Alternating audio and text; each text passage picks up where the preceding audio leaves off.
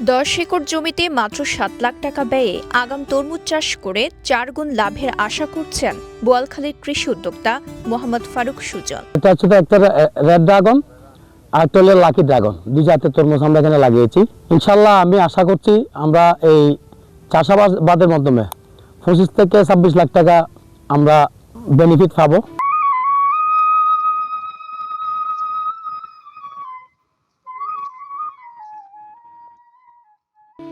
উপজেলা পশ্চিম গোমটুন্ডের চর খেজিরপুর এলাকায় কর্ণফুলী নদীর চরে ফারুকের ক্ষেত জুড়ে শোভা পাচ্ছে তরমুজের লতা।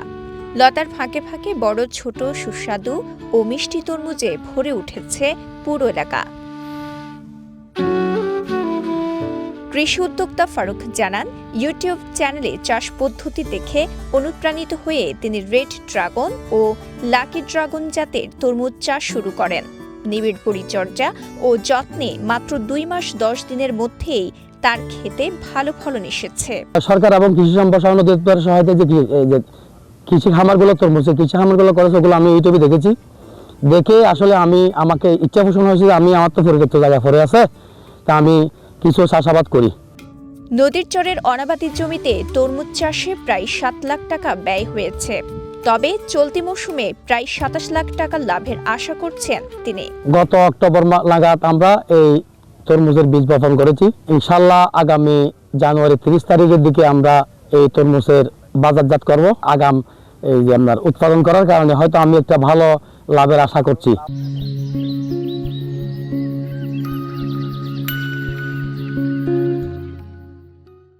বর্তমানে এই তরমুজ খেতে নিয়মিত 6 থেকে 7 জন শ্রমিক কাজ করছেন। অল্প সময়ে ভালো ফলন হওয়ায় শ্রমিকরাও সন্তুষ্ট।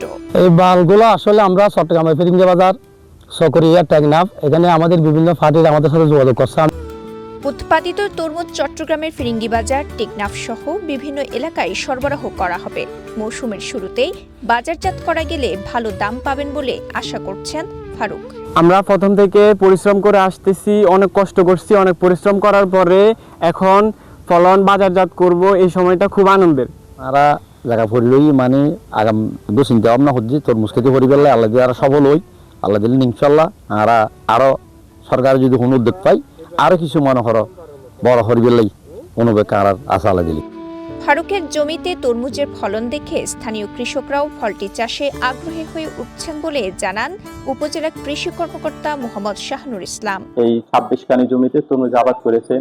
এর ফলে চরের বিস্তীর্ণ অনাবাদি জমি চাষাবাদের আওতায় এসেছে। তরমুজের প্রদর্শনী বা এই তরমুজ ক্ষেত দেখে আশেপাশের অনেক কৃষকও উদ্বুদ্ধ হচ্ছে এবং তারা বলতেছে আমরা ভবিষ্যতে এই তরমুজ চাষ করে আমাদের অনাবাদি যে প্রতি জমিগুলো আছে এগুলো চাষাবাদের আওতায় নিয়ে আসবে।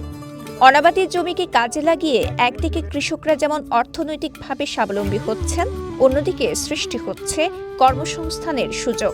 এতে আগাম তরমুজ চাষ হয়ে উঠেছে এই অঞ্চলের সম্ভাবনাময় একটি কৃষি উদ্যোগ।